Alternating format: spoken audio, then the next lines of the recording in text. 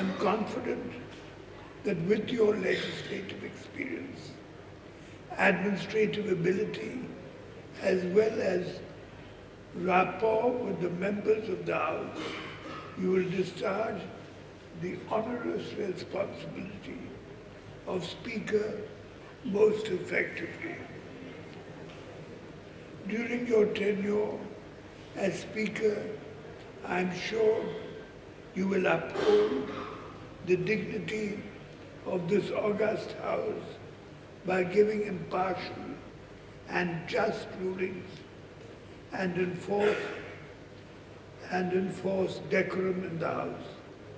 I hope all the honourable members will cooperate with you in conducting the business of the House most successfully.